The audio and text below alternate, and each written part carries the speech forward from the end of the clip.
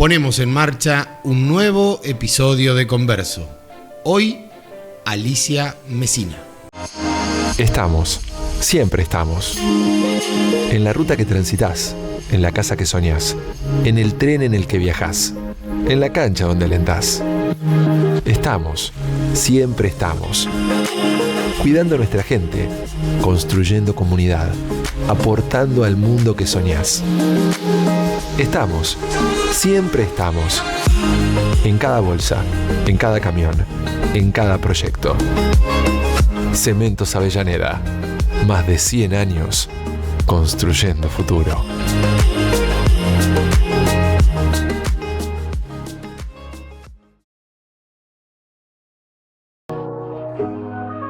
Mi corazón con Casa Silvia late más. 42 años vamos a celebrar. Con tu compra un auto podés ganar un 0 kilómetro para disfrutar. 100 millones en premios vas a encontrar y financiación para poder pagar.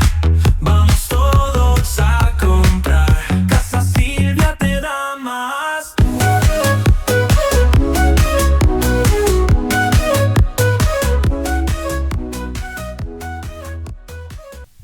Alicia, gracias, bienvenida. ¿Qué tal? ¿Cómo andás, Lucio? Bien, con muchas ganas de esta charla. Desde que te llamé y me dijiste que sí hasta este momento, muchas ganas de conversar, porque creo que, y es subjetivo lo que voy a decir, no hay que elogiar al entrevistado, pero para mí Alicia Messina es sinónimo de la atención de la emergencia en Olavarría. Cuando decimos Alicia Messina, automáticamente es una ambulancia y la emergencia. ¿Te considerás así? No, para nada. Lo que pasa que en realidad yo te digo, desde que vine a Olavarría, empecé a trabajar en el hospital, en la guardia, y obviamente la guardia es la ambulancia y la ambulancia es la emergencia. Así que bueno, es lógico que se me asocie. Pasaron muchos años, estuve muchos años trabajando ahí. Ya no ahora. Sí, sigo trabajando, pero en la parte administrativa porque tuve algunos problemas de salud que obligaron a que yo me bajara de la ambulancia y no entrara en contacto con pacientes para protegerme yo. ¿Me dejás ir un poquito atrás para empezar? ¿De dónde viene Alicia Messina? ¿Quién es? ¿Qué familia la cobijó, la formó? Mirá, te cuento un poco mi biografía, si querés. Yo nací acá en Olavarría. Soy hija única y hice el secundario acá. En el 77 lo terminé y en teoría me tenía que ir a estudiar medicina a La Plata. Eran épocas duras porque era la época de la dictadura y mis viejos lo que dijeron: yo no voy a gastar plata para que te maten. Bueno, ¿qué hice entonces? En ese momento, en San Antonio había un instituto que no recuerdo el nombre, pero creo que era Instituto 22, Adolfo Alsina, algo así, que empezaron a dictar clases sobre el profesorado de biología. De lo que había acá en Olavarría era lo que más se acercaba a algo que me pudiera gustar. Y bueno, hice el primer año acá, o sea, el 78 yo lo pasé en Olavarría. Y finalmente en el 79 me dejaron ir. ¿Y a dónde me mandaron para mis viejos estar tranquilos? A un pensionado de monjas. Así que te imaginas que toda la carrera la hice ahí. Convengamos que las salidas las teníamos un poco limitadas, pero después cuando ya estabas en tercer o cuarto año éramos más libres, ya tenías un grupo hecho, un grupo de pertenencia, entonces como que te podías quedar a dormir en otro lado y demás. Así que disfruté la vida universitaria y la verdad la pasé muy bien en la universidad. ¿Padres muy protectores? ¿O era el contexto el que los convirtió en protectores? No, eran protectores y aparte el contexto no ayudaba mucho. Ahora, yo te miento si te digo si alguna vez tuve un problema en La Plata con respecto al tema de política o lo que sea. Jamás me molestaron. Yo cruzaba el bosque de La Plata para ir o volver de la facultad, nunca me dijeron nada, nunca me pidieron un documento. Obviamente que andábamos con los documentos siempre encima, porque era lo que correspondía en esa época. Y bueno, me recibí... ¿Nunca te involucraste tampoco No. en esos años, ni se te ocurrió involucrarte en política, ni nada? No, para nada, para nada. Ya había salido adoctrinada de mi casa que no me tenía que involucrar. El adoctrinamiento era no involucrarse en política. Claro, me acuerdo que mi mamá me dijo, mirá, si yo me llego a enterar que vos estás metida en política, te volvés inmediatamente para acá. Y si no, te denuncio. Bien, Así de reglas simple. claras sin dudas. Bueno, lo cierto es que yo en el 84 me recibí en tiempo y forma y bueno, me quedé en La Plata para hacer la residencia que hice primero, residencia en medicina general, después tuve contacto con la terapia intensiva y eso me gustó, entonces hice la residencia en el Hospital San Martín, el Policlínico de La Plata, como residente de terapia, la hice. Y bueno, ya me quedé a vivir ahí. El tema es que me embaracé y nació mi hijo, y ¿quién iba a cuidar de mi hijo? ¿Madre soltera? Sí. De manera que qué mejor que los abuelos. Entonces mis viejos se ofrecieron a cuidármelo mientras yo trabajaba. Y bueno, Nazareno nació en septiembre, fines de septiembre.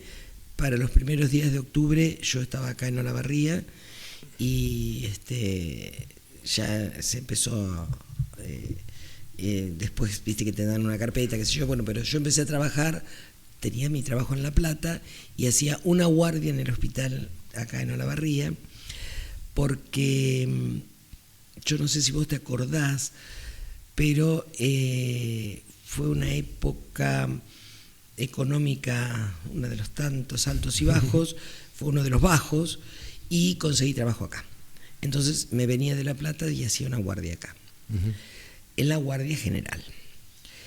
¿Pero manteniendo algo en La Plata o ya directamente cortando todo en La Plata? No, vivía en La Plata. Ajá. Y seguía con los trabajos en La Plata. Lo que pasa es que en La Plata te pagaba más o menos, ¿viste? No mucho ni tampoco en tiempo y forma. De manera que había que tener muchos huevos en muchas canastas. Y bueno, tomé esto, después fue pasando el tiempo y me ofrecieron la jefatura de la guardia. No recuerdo en qué año, pero sí recuerdo que fue la gestión de Helios Echeverri.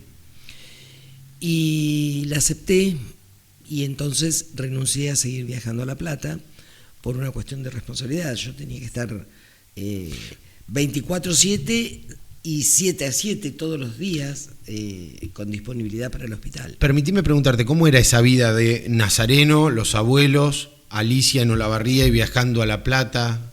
¿Cómo era esa vida? ¿Cuánto eran los viajes a La Plata? ¿Cuánto tiempo te insumían? Y me insumían, yo me iba sábado a la noche, hacía la guardia del domingo, allá en La Plata, y llegaba acá a las 7 de la tarde del lunes.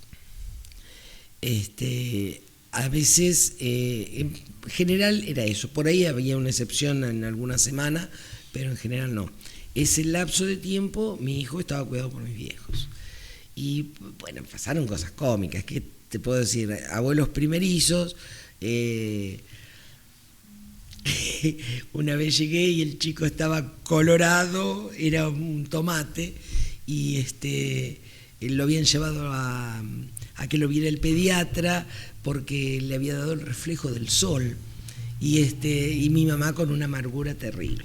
Otra vez llego y se le había caído, te imaginás que era todo un drama. Cosas que le pueden pasar a cualquier Pero padre por en cualquier momento. Pero por supuesto, pero te imaginas que era el nieto. Y mi mamá realmente era una enamorada de su nieto. Y entre los dos lo cuidaban. El tema es que después se muere mi mamá, al poco tiempo, qué sé yo, Nazareno tendría 1 año y medio más o menos. Y el que se tuvo que hacer cargo fue mi papá. Mi papá, que en mi vida me había cambiado un pañal, en mi vida me dio una mamadera. ¿Te imaginas que se encontró 36, 48 horas a cargo de un chico que en ese momento estaría en los 2 años, 1 año y medio, 2? Y bueno, ahí empezó a jugar todo un rol la familia, porque con buen criterio se apoyó en sus cuñadas y su hermano, y entonces cuando pasaba algo el teléfono, ¿viste?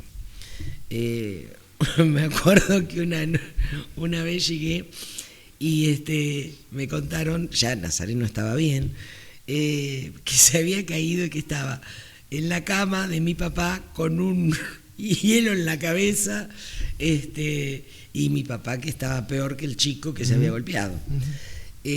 Anécdotas de abuelos primerizos. Tuviste un gran respaldo para transitar tus primeros años de carrera, que uno presume son los más difíciles. De la carrera. De la carrera ya médica, ¿no? Sí, de la profesión. De la profesión. Sí. En realidad me dejaron bastante libre en las decisiones, obviamente. Tal vez yo sea demasiado independiente. Y entonces, allá en La Plata, nunca se metieron en lo que yo decidí. Tampoco se metieron en que yo decidí tener un hijo. No. ¿Y las condiciones en las que elegiste tener el hijo? ¿Tampoco se metieron? No. Fue una decisión así, tomada de esa manera, ¿no? Sí. Muy independiente. Sí, hay algunos detalles que no vienen al caso. No. Pero sí, fue pensado. Una mujer empoderada en años que todavía no se hablaba del empoderamiento de la mujer. Al menos lo primero que me permito rascar de lo que vamos hablando. Posiblemente, porque estamos hablando de la década del 90, finales de la década del 90. Todavía no estaban todos estos movimientos que hay ahora. Pero sí. Bien, nos ubicamos en la jefatura de la Guardia, acá, en ese primer trabajo, en esas primeras armas que después en realidad son las que significan que quedes como sinónimo, ¿no?, de lo que te dije al principio. Yo en realidad llegué y no llegué como jefa, y debo agradecer mucho a la doctora Carmen Ramos. Yo no sé si te acordás de ella. No. Una médica de guardia también que hizo muchas guardias y muchos años, y fue la mujer que me presentó al hospital a conocer los servicios, a darme una mano en cómo manejar las cosas, porque en realidad yo me encuentro que vengo de hacer terapia donde todo es complicado y la muerte está muy cerca y son todas cosas más críticas, a atender una angina, que parece una pavada, pero en realidad lo tenés que hacer bien. Entonces, en realidad fue ella la que me orientó en cómo manejarme. Y bueno, yo por supuesto que ya para cuando vine acá, tenía hecho el ATLS. El ATLS es un curso de la atención precoz del trauma, de la atención del trauma. Y bueno, eso me sirvió, obvio, muchísimo para el tema de la emergencia. Pensá vos que nosotros estábamos en la Guardia Vieja, o sea, la que estaba sobre Alsina. Sobre Alsina. Y estuvimos mucho tiempo ahí. Y bueno, después de unos años sí tomé la jefatura, y bueno, ahí en realidad un poco la vida cambió porque ya el teléfono, el celular estaba abierto todo el día, las 24 horas del día, los 7 días de la semana, todo el mes, todo el año, permanentemente abierto. Y bueno, anécdotas que te puedo contar, qué sé yo. Pero fue un proceso que disfrutaste, que Sí. hoy desde este lugar de administrativa, porque seguís estando, no sé si lo hablamos dentro o fuera del aire, no, creo que ya lo dijimos en el marco de la entrevista, en este proceso de administrativa y mirando hacia atrás, ¿vos disfrutaste esos años, Sí. ese de 7x7? Sí. En realidad pasan dos cosas.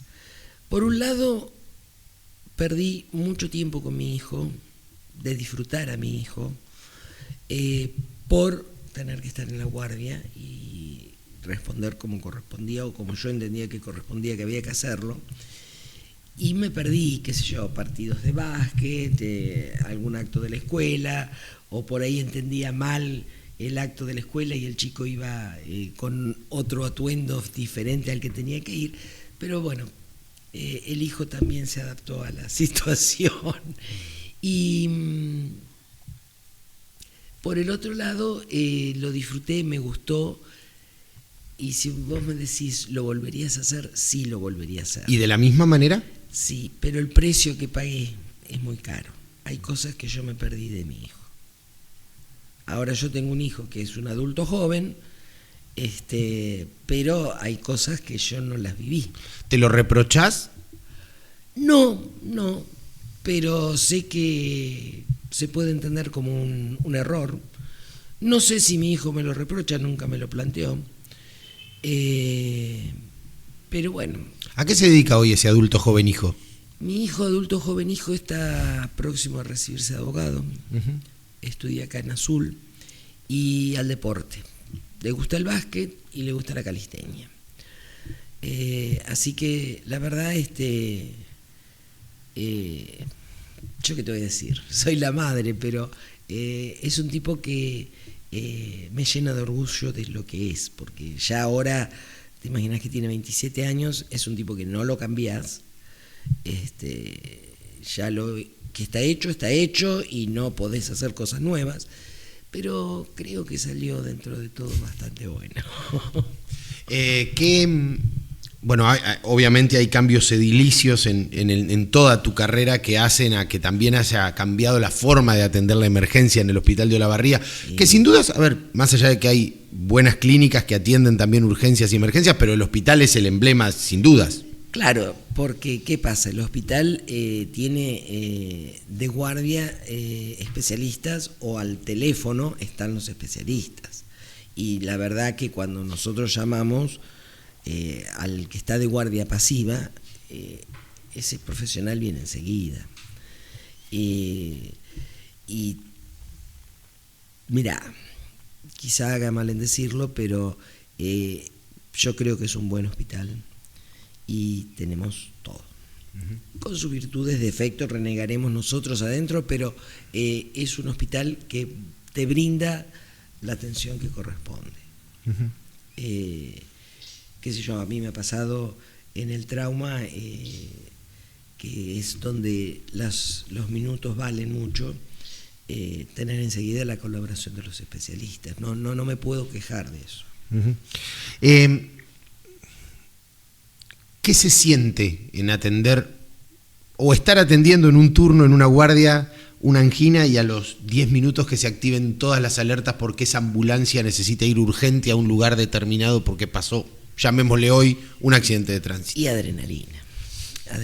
La verdad, yo te digo que ahora ya no me subo a la ambulancia, pero es el día de hoy que yo siento una ambulancia, el ulular de una ambulancia, y a mí me genera esa adrenalina de cuando ibas arriba, que te iban pasando información, porque la telefonista recaba datos y por ahí te pasa información, y que te vaya diciendo más o menos qué te vas a encontrar. Es hermoso. Aunque antes hubieses atendido bien una angina. Claro. Porque era cuestión de una guardia, es re natural que pase eso, digamos, ¿no? Obviamente. Y es así, porque a veces el después, es más marcado el después de atender a esa emergencia o ese paro cardiorrespiratorio, el tener que salir a atender a una angina, después que vos hablaste con los familiares y todo lo demás de aquella persona que estuvo grave o está grave, salir a atender una angina, un dolor de muelas que te parece una pavada, pero para quien la está sufriendo no es una pavada, porque el dolor de muelas es horrible y porque la angina a ese paciente lo tiene mal, porque la fiebre te pone mal. No son cosas graves, tu vida no está en peligro, pero para el paciente es importante. Entonces, bueno, obviamente, una vez que termina, vos salís a atender la angina con toda la adrenalina circulando y espero que a quien uno atienda se sienta contenido. ¿Qué es la medicina para vos? Buena pregunta. Y fue mi forma de vida. Fíjate que hace 40 años que me recibí y toda la vida hice medicina, no sé hacer otra cosa. Es todo. Pero es lindo. ¿Es una ciencia o una disciplina dura, concreto, tiene que tener sí o sí un aspecto social fuerte? Es inevitable la parte social, porque nosotros somos un todo y la parte social también está dentro de ese todo. Entonces, vos te sentís involucrado de alguna manera. Por ahí no te dedicarás a hacer obras de caridad, pero que las cosas que pasan te pegan, te pegan. Mirá, nunca me voy a olvidar una vez en la época del 2001, viste que fue una crisis. Otra de abajo. otra época mala. Llegó un hombre que lo único que tenía era un ataque de hígado. Y me acuerdo que mi jefe le pregunta, ¿pero qué te comiste? Y mire, doctor, dice el paciente, la verdad, usted me va a retar. Dice, porque me comí medio kilo de milanesa. ¿Cómo te comiste medio kilo de milanesa? Y dice, mire, la verdad, con mi señora veníamos a pan y mate cocido. Conseguí una changuita, cobré esa plata y compré 1 kilo de milanesas. Y lo comimos entre las dos. Y eso es lo que me ha hecho mal. Claro, ¿te imaginas? Un tipo que venía prácticamente en ayuno, se comió medio kilo de milanesas, era lógico que se sintiera mal. Y bueno, y esa es la parte social que te encontrás. Y era un tipo laburante que había perdido su trabajo por el contexto económico y social que se vivía en ese momento. Y bueno, y consiguió una changa y compró comida. Y compró comida que era lo que quería y necesitaba. Era lo que quería y necesitaba. O sea, quieras o no, te cito un ejemplo. Y como esos hay mil. ¿Qué es esa adrenalina, si me la podés describir, que se sentía arriba de la ambulancia? ¿Qué es cómo se siente en la piel, en el cuerpo? Si la podemos transmitir. ¿O no se puede? Y es difícil, pero yo te diría que es la ansiedad de llegar y ver qué hay, qué te encontrás. Porque a veces la gente, por el nerviosismo que vive en el lugar que ve el accidente, no te transmite todo. Y entonces vos no sabés si vas a llegar y vas a encontrar 1 herido, 2 heridos, más heridos, en qué condiciones, atrapados, no atrapados. Que la gente, bueno, yo, por ejemplo, que he ido a tantos accidentes, nunca vi un accidente. En el momento que pasa, nunca lo vi. Pero debe ser terrible ver salir despedido a alguien de un auto o de una moto. Y ahora próximamente vamos a empezar a ver los de los monopatines. Porque son silenciosos y se está llenando. Y se está llenando y los ves. Pero, bueno. Porque uno presiente que cuando el médico y el equipo de la ambulancia salen, el objetivo primordial es salvar esa vida que en principio puede estar en riesgo después de ese, vamos a hablar de ese accidente. Sí. El objetivo es salvar. Obvio. Suponete, vamos a lo más común, que son los accidentes de moto. Tenés todas las gamas, me han tocado. Me ha tocado el accidente de moto que se torció el tobillo nada más, por decir un ejemplo, y me ha tocado el accidente de moto que encontrás las neuronas en el asfalto y no puedes hacer nada. Y dentro de eso toda la gama. Obviamente que, bueno, si ya perdió la vida, obviamente lo tenés que dejar ahí. Eso no se discute. Pero si está vivo, lo estricás. Estricarlo significa ponerle un collar, ponerlo en una tabla, movilizarlo con mucho cuidado y con ciertas técnicas como para no generar una lesión mayor de la que ya hay. Porque vos no sabés qué tiene. Qué sé yo, puede tener una fractura, te vas a dar cuenta por ahí si está muy deformada la pierna, por ejemplo, pero puede tener otras lesiones que no se ven o que no las percibís en ese momento, y la vida del paciente puede estar en peligro. Tenés que salir a llevarlo al hospital para estabilizarlo y hacer la revisación como corresponde. ¿Qué pasa cuando tenés que dejar el cuerpo sin vida en el lugar? ¿Qué pasaba?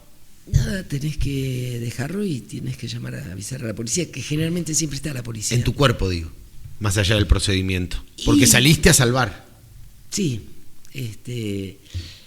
y lástima porque es pena, porque son gente joven, en general es gente joven, la que va en moto y la que deja la vida en la moto. ¿Somos realmente conscientes de los daños que un médico puede describir? A ver, no, la voy a dar vuelta, así me expreso mejor. Accidentes de tránsito, que es llamémoslo flagelo de una sociedad que está rápida, que vive rápido, ¿no? Sí. ¿Somos realmente conscientes los usuarios del tránsito de lo que pasa en un accidente de tránsito? Yo pienso que no. Yo pienso que no, porque, a ver, por ahí podés tener una lesión que te deje una secuela. Y vos, qué sé yo, cruzaste un semáforo en rojo y no pensás. Cuando vos vas, venís acelerado y lo pasás al semáforo, no pensás que podés llevarte un auto por delante, o una moto, o lo que sea, y que esa persona a la cual vos atropellás, lo podés dejar de por vida, o con una secuela neurológica muy grave, o motora. A ese tipo por ahí le cambiaste la vida. Le cambiaste la vida, me refiero a que lo dejaste con secuelas graves. Y en general es gente joven. En general es gente joven. Pero bueno. Una vez escuchaba un bombero que decía que siempre que cuando se llegaba, primero hablar del apoyo que requieren los servicios de emergencia después que van a cubrir un trauma, ¿no? Porque vuelven distintos a los que fueron. Sí. Supongo que en medicina debe ser lo mismo. ¿Están los servicios de emergencia contenidos para el después? ¿A qué te referís? A la contención de recibir cuando encuentran un irremediable. Pienso en un accidente gravísimo que dejó consecuencias gravísimas y había que atender la emergencia, pero después te sentás en el lugar donde estás cumpliendo la guardia y decís, wow, me pasó todo esto por encima, alguien que me ayude. ¿Hay alguien que ayude y sostenga a los equipos de emergencia? Tus compañeros de guardia. A mí me ha pasado, qué sé yo, generalmente cuando son los pediátricos, que decimos nosotros, pero que son los chicos, eso es lo que, por lo menos a mí, es lo que más te pega. Y sí, quedás, pero si vos te referís a que si hay un psicólogo o alguien que te contenga, no. Pero sí hay una contención de los propios pares hay o una compañeros. Contención de los pares, porque en realidad vos sabés lo que la contención es poner en voz alta lo que pasó, lo que viviste, y bueno, y nada, tomar unos mates, fumarse un pucho y salir al ruedo otra vez. No te queda mucho.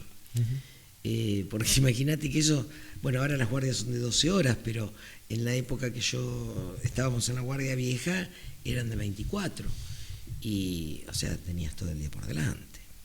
Sí, por ahí la emergencia que te traumó a las 9 de la mañana puede venir muchas más después porque puede pasar. Sí, ¿no? Sí. ¿Qué era atender en la...? Porque lo hablamos fuera de aire y me gustó el concepto.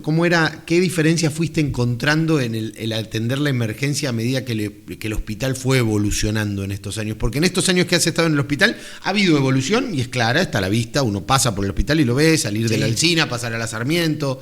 Y mirá, por ejemplo, la guardia anterior no tenía una noria.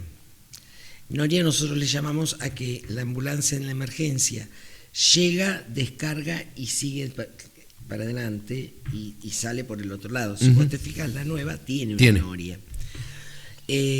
La otra no la tenía, entonces la ambulancia llegaba, entraba, vos descargabas al paciente y la ambulancia hacía marcha atrás y se iba a buscar a otro o se ponía a la espera de la próxima emergencia. Hoy la ambulancia está llega es mucho más rápido. Ese lugar tiene que estar libre siempre, porque no solamente puede ser una ambulancia la que llegue, a veces algún particular trae un paciente donde su condición de salud está muy comprometida, y entran por el costado, qué sé yo, no sé, suponete un infarto, un dolor de pecho, vos lo socorres a alguien y no vas a entrar por la entrada principal, no, entraste por donde pudiste. Por la noria, tocaste el timbre y ahí empieza todo. ¿Y cómo empieza ese proceso? Ahí quería llegar precisamente, bueno, lo que acabas de decir, ¿cómo es puertas adentro? Supongamos vamos a salir de los accidentes de tránsito, de los siniestros viales, hablemos de una persona infartada que llega en forma particular. ¿Qué pasa puertas adentro de esa guardia? Mirá, lo más probable es que el primero que lo reciba sea el que pasó por la puerta, cuando abrieron esa puerta. Puede ser el médico, puede ser un enfermero, puede ser un camillero. Todos tienen la misma... saben que hay que avisar a los médicos, o sea, todos tienen ese código, si vale la expresión. Y bueno, obviamente se llama al médico y el enfermero está, y los enfermeros son tan buenos o mejores que los médicos a veces. Y si justamente el que pasaba era un médico joven que recién se recibió, llámalo al viejo. Eso, como va haciendo las cosas que corresponden, ese paciente pasa a lo que nosotros llamamos trauma 1, que es una zona del hospital donde está preparada para ventilar, reanimar, tiene todo. Y se empieza a trabajar con el paciente y se empieza a juntar gente del mismo servicio, o sea, por ahí es más de un médico que lo está atendiendo. Por ahí está toda la guardia, más los enfermeros, el camillero que está presto para llevar el laboratorio a hacer, o para llevar, avisar de que venga rayos, que se puede necesitar que venga rayos a hacer la placa. Es todo un equipo en realidad. De vuelta, con sus virtudes y defectos, porque somos humanos y cada uno tiene su historia y cada uno tiene su problema. Pero ahí, en ese momento, es el paciente el que tiene prioridad y somos todos, estamos bregando todos por el bienestar de ese paciente. Todo congenia y todo funciona en función de ese paciente. Todo es apuntar a ese paciente. Y después, bueno, suponete, vos pusiste de ejemplo un infarto, se llama coronaria, viene el de coronaria y puede que se lo lleve a hacer una angioplastía o no. Nosotros hemos tenido pacientes que han entrado en tiempo donde pueden ser angioplastiados enseguida y se ha recuperado. ¿Cómo se maneja el afuera en el mientras tanto? Mientras el centro es el paciente, ¿cómo se maneja el afuera, que puede haber un hijo, un padre? Cuando nosotros nos ordenamos que la cosa te permite un respiro, alguien de los médicos sale a hablar.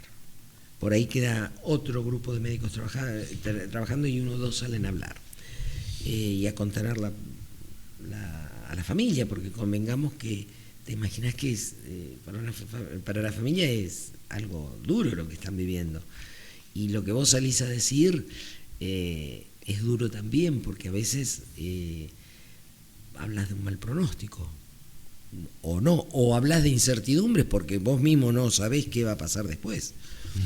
Sí, porque además no es una ciencia exacta. No, en medicina... En eso estamos de acuerdo que exacta no es. No, 2 más 2 nunca es 4 en medicina. Pero bueno, eso es lo que tiene de lindo. ¿Crees en Dios? Sí. ¿Te ayuda en la tarea? Mirá, sí. Yo te mentiría si te digo que a veces adelante de algún paciente no me he rezado un Padre Nuestro. A veces porque se está por morir, a veces porque tenés que hacer una práctica y tiene que salir bien sí o sí. Una práctica me refiero a que lo tengas que intubar o a que lo tengas que hacer una subclavia. Sí, un Padre Nuestro te dirás. Sí, creo en Dios. Y te digo que realmente me ha ayudado mucho a sobrevivir las cosas que me pasaron. Después, si tenés ganas de exteriorizar, charlamos un poquito de eso, porque también te muestra humano. No tengo ningún problema. Bueno, ahora termino un poco con esta parte y charlamos de lo otro, porque Dale. siento que está bueno y era un poco lo que te decía hace un ratito fuera del aire respecto de cuando un médico atraviesa un problema propio, ¿no?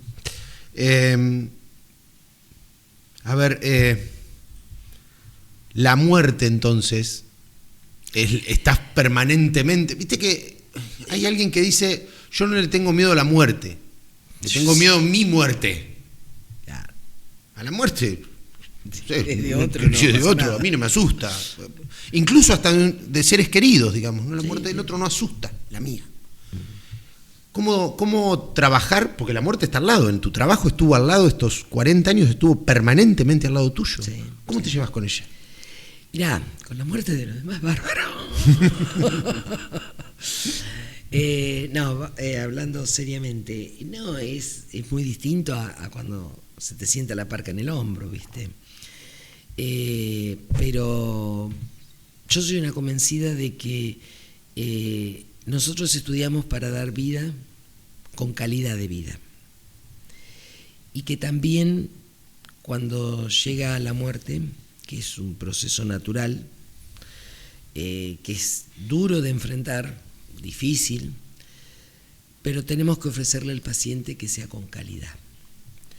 O sea, si tenemos los medios como para que ese paciente muera sin dolor y sin la sensación de falta de aire, que creo que son las dos cosas peores que te pueden pasar, yo creo que el médico tiene que arbitrar los medios como para hacerlo. No creo que por eso Dios esté enojado porque vos hagas eso. Uruguay está debatiendo fuertemente por estas semanas o meses la eutanasia. No, la eutanasia yo la interpreto como otra cosa. Para mí lo que te estoy diciendo es generarle un confort en la muerte. Está bien, y te repregunto ahí sobre esos debates sobre la eutanasia cuando un médico es en definitiva el que aplica la eutanasia. Sí, pero no somos dioses. No somos dioses. Creo que eso lo define él, cómo y cuándo. ¿Estás físicamente todavía en el hospital? ¿Esta tarea administrativa la haces dentro del hospital o estás en un área...? Sí, no, estoy en la jefatura de la guardia. Pero... ¿Y qué pasa cuando llega una emergencia? Y a veces me voy a mirar. A veces voy. Pero como tuve una temática, para no meterme, porque yo sé que te dan ganas, no voy con ambo. Ajá. Voy vestida de civil. Entonces no me puedo meter porque me ensucio. Entonces ahí puse el freno. ¿Y cuántos años hace que estás en esta administrativa, en esta tarea? ¿Hace ya cuántos? En el 2020 fue la pandemia, a mí me dispensaron en ese momento por fumadora e hipertensa. Ah, tenías todas. Sí, aparte que ya estaba más flaca, pero también la obesidad tenía previo.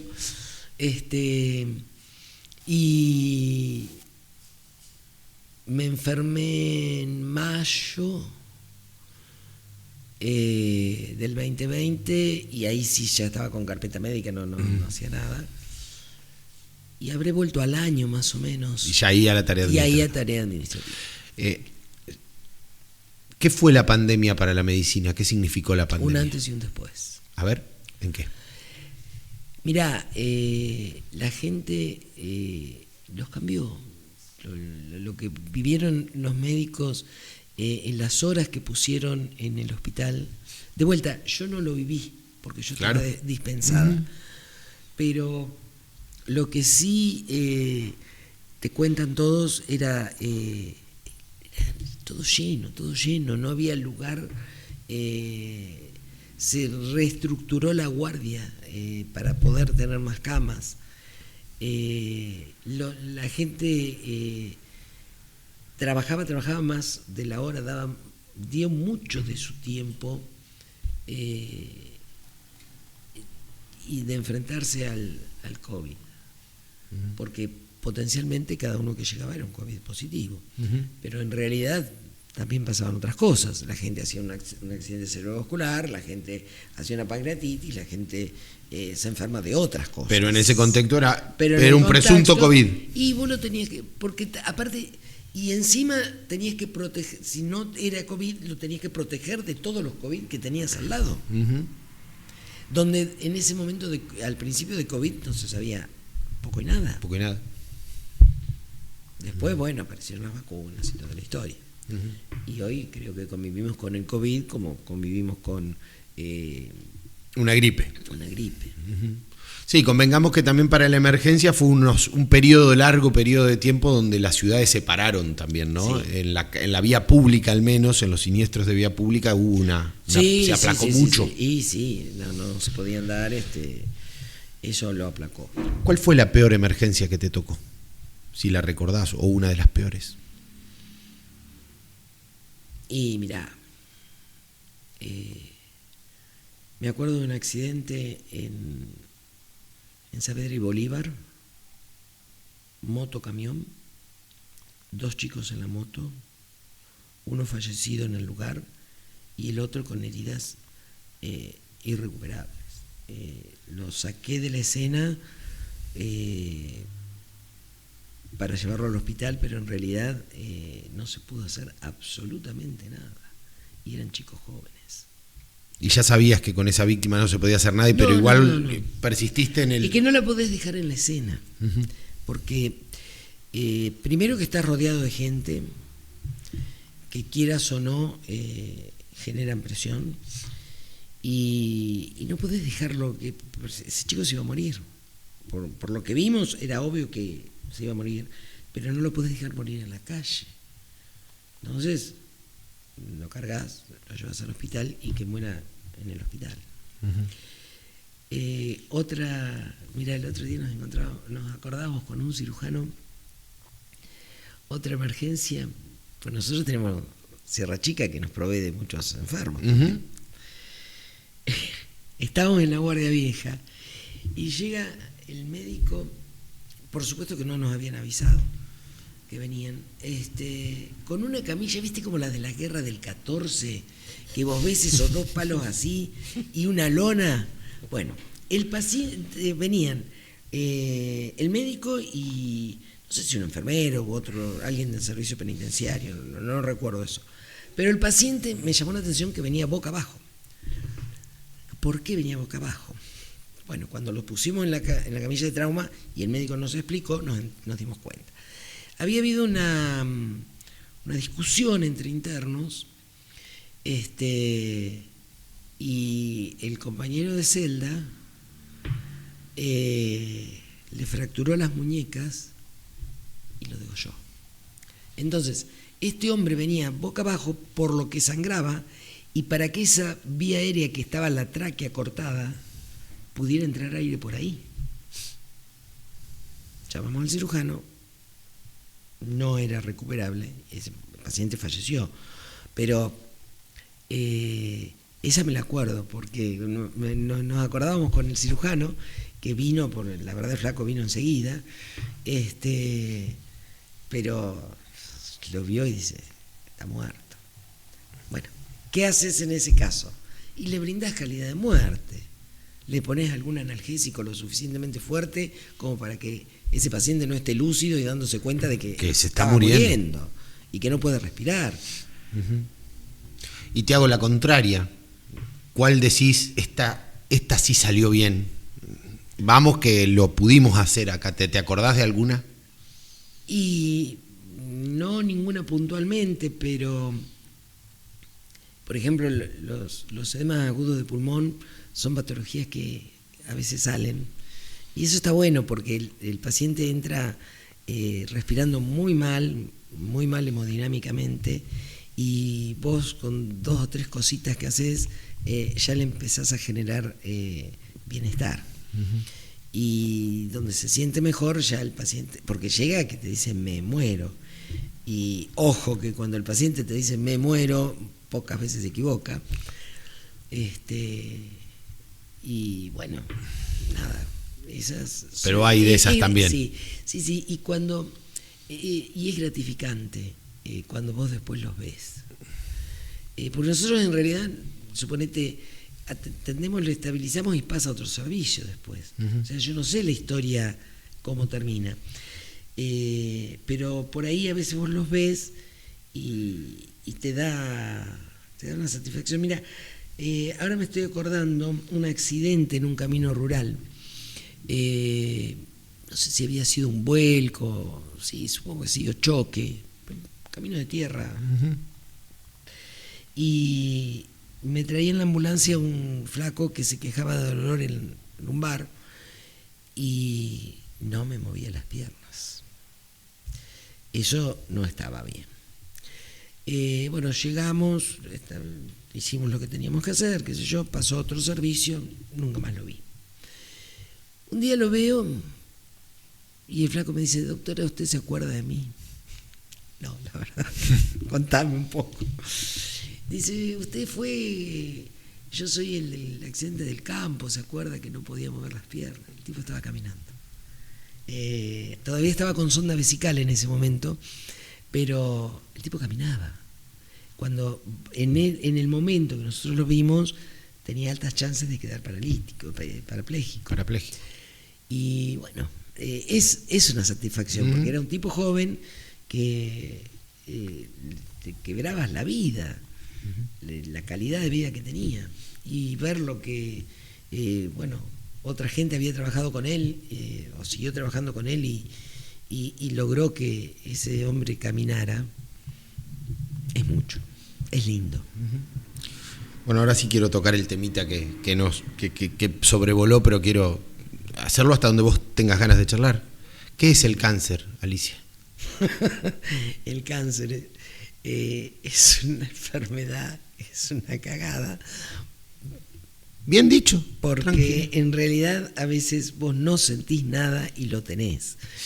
Te lo digo personalmente, yo no tuve síntomas y tengo un cáncer de colon, que me lo descubrí de casualidad durante la pandemia, porque me tocó la panza y no... ¿Vos misma? Sí, algo que late, y pensé que era un aneurisma de aorta, te imaginás, antecedentes de gorda. Ya ahí estaba flaca, pero los antecedentes lo tenía, fumadora, hipertensa, y un aneurisma de aorta tengo derecho a tenerlo, ¿por qué no? Y bueno, me fui al día siguiente a la guardia, plena pandemia, y tomografía sí la hicieron con contraste porque habíamos dicho del aneurisma de aorta, pero en realidad aparecieron todas las metástasis que tenía en el hígado más la lesión tumoral. Una bomba atómica se cayó en todo. Y bueno, ahí nomás me acuerdo que los chicos me programaron la endoscopía, no pudo pasar con el endoscopio, me programaron la cirugía, me operaron, no lo pudieron sacar, y el cirujano me dice, mirá, yo conozco un oncólogo que anda bien del Udaondo, hacerle la consulta. Bueno, a todo esto, lo más interesante, que yo me sentía Bien. bárbara, me sentía sana. Nunca había tenido un síntoma de sangrado ni nada, viste que por ahí el cáncer de colon te puede dar. No lo tuve. Y bueno, me fui a Buenos Aires y ahí el médico me dice, le llevamos los tacos de la biopsia y me propone entrar en un protocolo ya en una fase avanzada del estudio de usar inmunoterapia. Y bueno, me largué. Y hice 2 años de inmunoterapia y realmente espectacular porque me permitió tener una buena calidad de vida, no tuve ni vómitos, no se me cayó el pelo, sí estuve desganada, se me alteró la función de la hipófisis y de la suprarrenal, pero eso con una pastillita lo arreglás. Y bueno, bárbaro. Y el año pasado, a todo esto, después yo empecé a andar distendida, qué sé yo, era más una panza mecánica que oncológica, pero el tumor estaba. Y bueno, me volvieron a operar el mismo cirujano, el mismo equipo, y me sacaron, porque me habían hecho un bypass para que no me muriera obstruida. Uh-huh. En realidad fue una cirugía muy rápida esa. Y viste, cuando la cirugía es rápida, no es muy buena. No, en esta segunda tardaron un poco más y me hicieron la hemicolectomía, donde antes de entrar no me garantizaban que no quedara con una bolsa de colostomía porque había que ver cómo estaba todo adentro. Uh-huh. Y no, zafé de la bolsa de colostomía también. Y bueno, todo bárbaro, espectacular. Voy a hacerme el control de la tomografía, una metástasis en el hígado, 3 ganglios comprometidos. Bueno, hacer el PET, viste, por si había algo más que la tomo no viera. No, era eso. Bueno, largamos ya la inmuno, ese tratamiento que era tan de élite, ya está para los pacientes oncológicos, de hecho las obras sociales te lo reconocen. Uh-huh. Y gracias a Dios que te lo reconocen porque es un poquito caro. Y empecé de vuelta con la inmuno.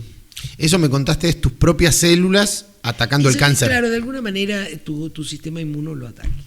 Y bueno, y ahora me hice el control y la imagen del hígado está más redondeada, está con otra arquitectura, los ganglios no se ven tan bien, están más chiquitos. Y bueno, seguimos en carrera. Ahora te pregunto, ¿qué significa padecer cáncer siendo médico? ¿Cómo llevas adelante ese...? Porque, a ver, te están hablando tus colegas, son los que te explican cosas que vos sabés. Y bueno, convengamos que al principio le calculás 6 meses y nada más. ¿Vos? Yo le calculé 6 meses y listo. Y bueno, vos ves que pasaron los 6 meses y todavía estás. Y que te sentís bien, bueno, seguimos tirando. Y ahora cuando aparecieron, te cuento una metida de pata. La tecnología y yo no nos llevamos bien. Bien. Fíjate que yo soy de la época que los teléfonos eran los que discabas. Y con cable. Y con cable.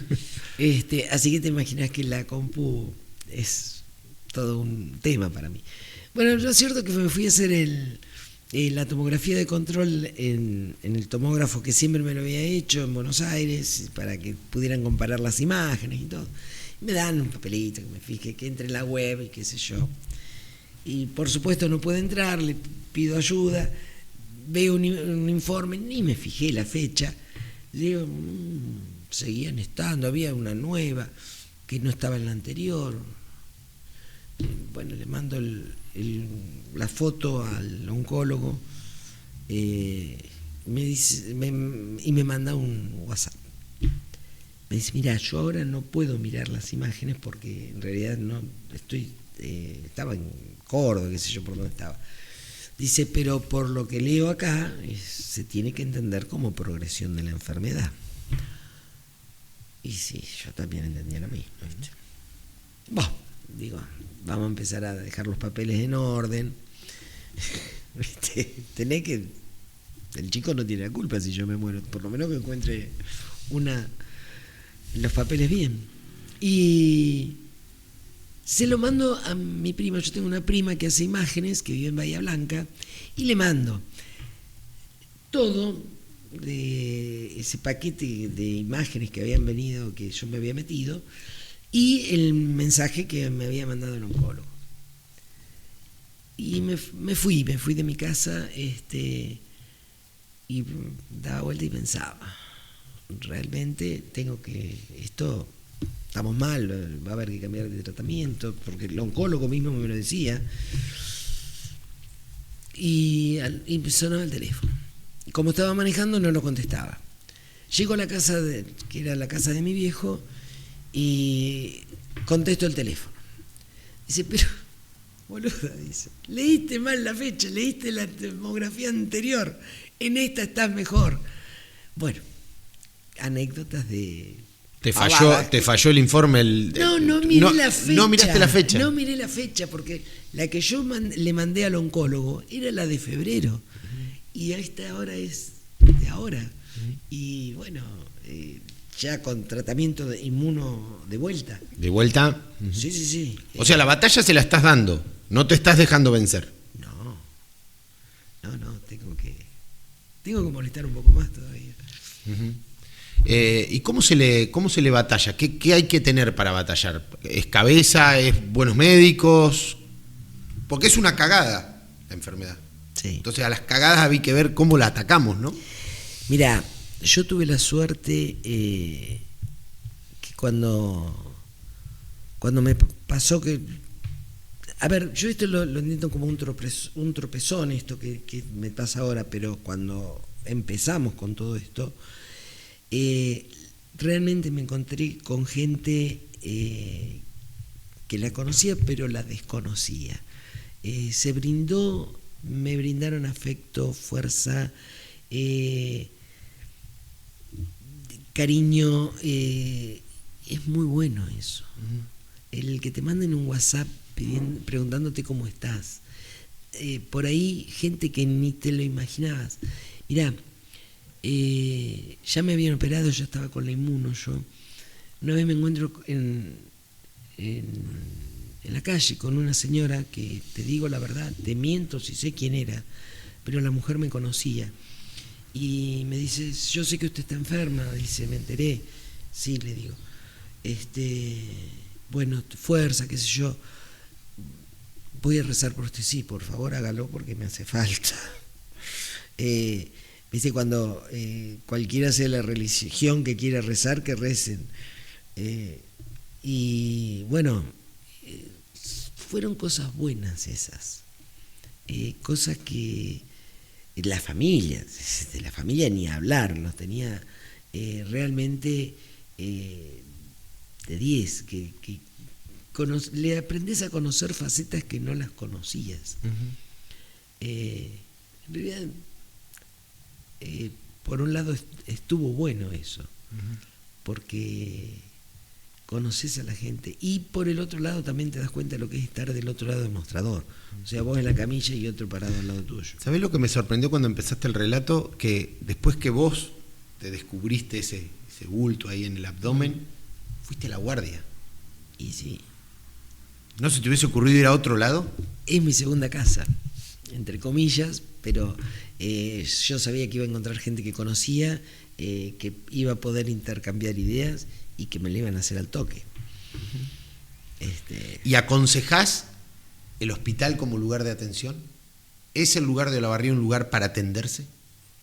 Sí. ¿Está bien el hospital de Olavarría? Sí. Bien. Sí, es un lugar, bueno, de hecho... ¿Lo elegís? Y fui, y me respondieron enseguida. Y ojo que eso pasó, está bien, a mí me conocían y todo, pero creo que con otra persona pasa lo mismo, ¿viste?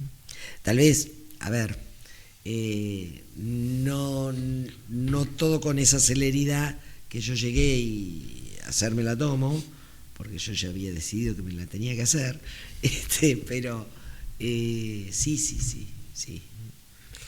Alicia, hemos casi consumido el tiempo y tengo ganas de cerrarlo porque me parece que va a ser enriquecedor eso, cerrar la charla con algunas preguntas más o menos así chiquititas, pero para llevarte a momentos determinados. Yo cierro las entrevistas siempre de alguna manera distinta, pero se me estaban ocurriendo imágenes en este momento. Si Alicia Mesina de hoy tuviera que ir y hablar con la Alicia Mesina, la que entró al colegio de las monjas o a la residencia de las monjas, ¿qué le diría a esta Alicia a aquella? La verdad nunca se me ocurrió decirle algo, pero no, que no afloje, que siga y que el camino a recorrer es lindo. Y si después que termina de hablar con ella tiene que ir y hablar con papá Mesina, ¿qué le diría a papá? Gracias. Gracias. A los dos. Fundamentalmente a mi mamá, que fue la que más luchó para que yo me pueda ir. Y si ahí nomás pegando la vueltita te encontrás con algún profesor de la facultad en La Plata que te formó y quizás que recordás y decís... profesora, perdón, no es una cuestión de género, ¿no? No, está bien. Mirá, en realidad agradecerles, porque tenés toda la gama de profesores. Algunos eran más buenos que otros, eran más compinches de uno que otros, pero bien, nada, no le tendría que recriminar nada. Lo que sí, por ahí la gente que me formó en la residencia, a eso sí, que vivimos más un día a día y compartimos más cosas, también te forman como persona. Porque, mira, yo me acuerdo de uno de los médicos que me llevaba, con el que yo hacía la guardia, que él era el planta, yo era el residente, me llevaba a dar los informes a los familiares para que aprendieran. Porque había que saber darlos. Es fácil, claro. Vos a alguien le tenés que decir, no le podés mentir, tenés que poner todos esos términos raros y difíciles que usamos nosotros, bajarlos a un nivel de que alguien lo pueda entender. Y si es necesario hacerle un dibujito y un esquema para que entiendan de qué uno está hablando, lo tenés que hacer, porque creo que el familiar tiene el derecho a saberlo. Yo más de una vez he agarrado el dibujito y tratar de... No sé si me entendieron o no, pero por lo menos... Vos lo intentaste. Traté de hacerlo. Y si esta Alicia Mesina de hoy ahora la llevo a pasear un poquito y le digo, más allá de que tenés encuentros frecuentes, supongo, pero tenés la posibilidad de decirle algo a Nazareno, ¿qué le dirías? Mirá. ¿O qué le reiterarías si ya se lo has dicho? Yo lo que deseo para él, que sea una buena persona y que sea feliz. Que decida lo que él quiera y va a tener mi apoyo. Aunque por ahí pueda yo discrepar, él tiene derecho a hacer su vida con sus herramientas. Eduardo Galeano, a quien admiro y mucho, dice que ojalá es la palabra más linda que tiene el castellano porque nos proyecta. Sí. Ojalá que, Alicia Mesina. Ojalá que pueda ver a mi hijo con grande en la vida, grande. Uno siempre los ve chicos, pero que sé que no lo voy a ver toda la vida, pero por lo menos verlo, qué sé yo, entrado a los 40, donde ya uno calcula que la vida la tenés más o menos encaminada. Muchísimas gracias. No, por favor, gracias a vos. Hola, soy un auto con un gran sueño, tener un dueño. Cada día practico mi rum, mi rugido, limpio mis asientos y me imagino viajando con alguien.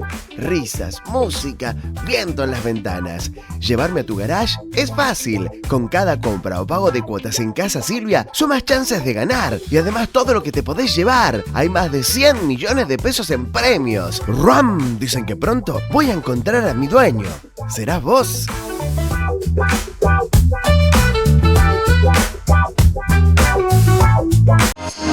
Estamos, siempre estamos.